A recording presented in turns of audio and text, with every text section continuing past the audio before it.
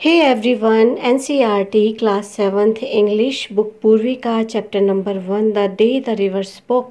इसके हम एनसीईआरटी के क्वेश्चन आंसर को कवर कर रहे हैं। ये टेक्स्ट बुक के जो सॉल्यूशंस हैं एग्ज़ाम्स के पॉइंट ऑफ व्यू से बहुत ज़्यादा इम्पोर्टेंट हैं। अगर आप इस चैप्टर से रिलेटेड बाकी वीडियोस भी देखना चाहते हैं तो लिंक आपको डिस्क्रिप्शन बॉक्स में मिल जाएगा, आप वहां जाकर उन्हें देख सकते हैं। साथ ही देख सकते हैं इस चैप्टर की लाइन बाय लाइन एक्सप्लेनेशन और शॉर्ट समरी।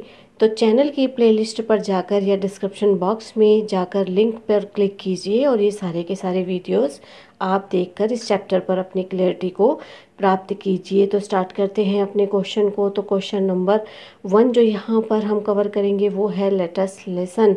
तो क्वेश्चन है you have learned that naming words are called nouns, कि आपने ये सीखा है कि जो नाम होते हैं वो हमेशा ही नाउन कहलाते हैं।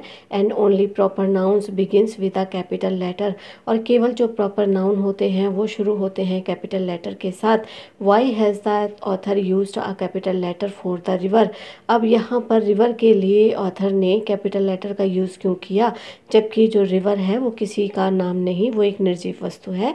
Even when it is a common noun, जबकि ये कॉमन नाउन है। उसके बावजूद राइटर ने रिवर में जो है आर को कैपिटल क्यों लिखा, तो आंसर होगा the author used a capital letter for the river even when it is a common noun because the river is personified in the story. Personified का मतलब होता है ये एक डिवाइस है, लिटरली डिवाइस है, और इसका मतलब है कि जब हम किसी भी चीज़ का जो है मानवीकरण कर देते हैं, तो जो ऑथर ने कैपिटल लेटर यूज़ किया रिवर के लिए तो वो इसलिए जबकि एक कॉमन नाउन था लेकिन इसके बावजूद इसके लिए कैपिटल लेटर जो है इस्तेमाल हुआ, क्योंकि रिवर को उसने पर्सोनिफाइड किया।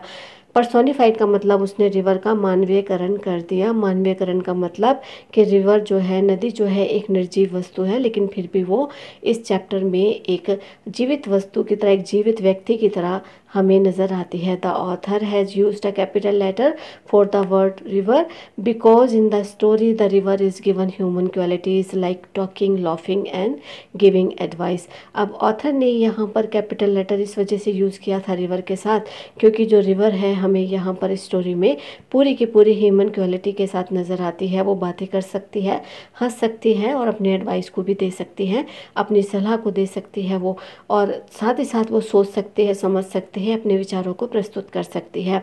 It is treated like a person, a living character, not just water. अब यहाँ पर नदी को केवल एक पानी के रूप में नहीं दिखाया गया, बल्कि उसको एक इंसान के रूप में, जो कि जिंदा इंसान है, उसके रूप में यहाँ पर उसको दिखाया गया।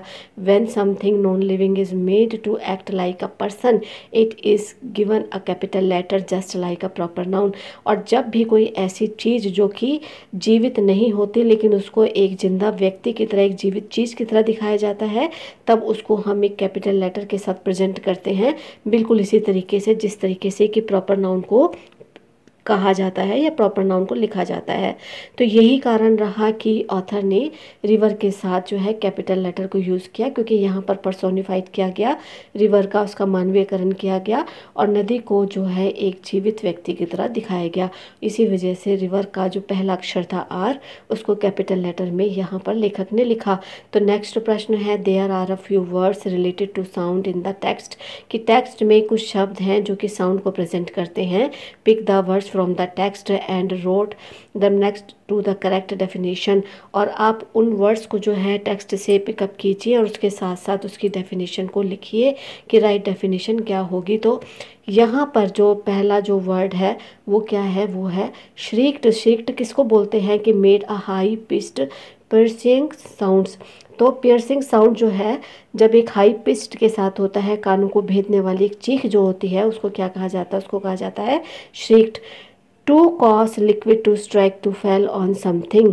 तो जब भी कोई लिक्विड चीज़ किसी चीज़ के ऊपर जाकर गिरती है, किसी सतह पर या किसी पानी पर, तो कैसी आवाज़ आती है, तो उसको बोला जाता है छपाक की आवाज़। और छपाक को इंग्लिश में क्या बोलते हैं स्प्लैश्ड।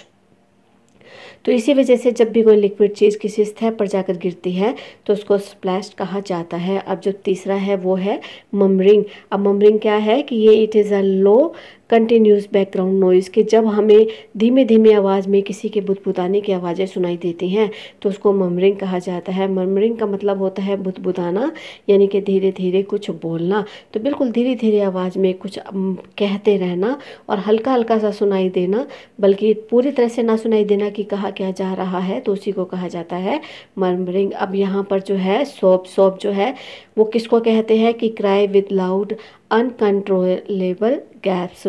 तो यहाँ पर एक ऐसा लाउड जो साउंड, चीख एक ऐसी लाउड बड़ी ज़ोरदार तरीके से जो कि हाँफते हुए सुनाई दे हमें, तो उसी को कहा जाता है सोब। अब जो नेक्स्ट है वो है रस्टल। रस्टल क्या आता है कि धीरे धीरे से सरसराना या धीरे धीरे से किसी चीज़ के सरकने की आवाज़। To make a soft dry sound like paper और लीव्स मूविंग, कि जब जैसे पत्तियां जो हैं हिलती हैं उसके हिलने की आवाज़, और या फिर कोई पेपर को धीरे से सरकाया जाए तो उसकी आवाज़ को क्या कहा जाता है, उसकी आवाज़ को कहा जाता है रस्टल। अब यहाँ पर जो अगला है वो है गैस्प। तो गैस्प का मतलब होता है हाँफना। Took a short quick breath through the mouth due to surprise, pain और शॉक। जब भी कोई व्यक्ति आश्चर्यचकित हो जाता है, दर्द में होता है, या वो बहुत ही ज़्यादा शॉक्ड हो जाता है हैरानी के साथ, तो वो क्या करता है कि छोटी छोटी सांसों के साथ हाँफने लग जाता है, और हाँफते हुए उसके मुंह से जिस तरीके की आवाज़ें आती हैं उसी को कहा जाता है गैप्स। तो यहाँ पर गैप का मतलब होता है हाँफना। तो अब जो अगला साउंड है वो है कि रैटलिंग। तो रैटलिंग किसको कहते हैं, shaking rapidly to make continue short sharp sound, कि छोटा सा धीमा सा बड़ा ही एक तीखा सा जो साउंड होता है, जो लगातार कंटिन्यूस जो हिलता रहता है, ये हमें सुनाई देता है, उसी को कहते हैं हम रैटलिंग। फिर है नॉइजी। नॉइजी को तो सभी जानते हैं कि making a lot of noise, जहाँ पर बहुत ज़्यादा शोर होता है, जिस एनवायरनमेंट में बहुत ज़्यादा शोर होता है उसी को कहा जाता है नॉइज। या फिर होता है वेल्ड। वेल्ड का मतलब होता है कि ज़ोरदार तरीके से चीखना। Made a long high cry usually because of pain और सैडनेस, कि जब भी कोई इंसान पेन में होता है, दुखी होता है, तो वो एक बहुत ही ज़ोरदार तरीके से, हाई तरीके से क्राई करता है, चिल्लाता है, चीखता है, तो उसी को कहा जाता है वेल्ड। तो इस तरीके से स्टूडेंट हमने ये जितने भी साउंड्स थे, इन सारे के सारे साउंड्स को हमने टेक्स्ट पे से उठाया, और साउंड्स का एक एक वर्ड हमने उठाकर उसको हमने एक सेंटेंस के साथ प्रेजेंट किया। तो ये जितने भी जो साउंड के जो वर्ड्स थे, ये सारे के सारे हमने टेक्स्ट में से लिए थे। तो स्टूडेंट, उम्मीद है ये सभी आंसर आपको बहुत अच्छे से क्लियर हो गए होंगे।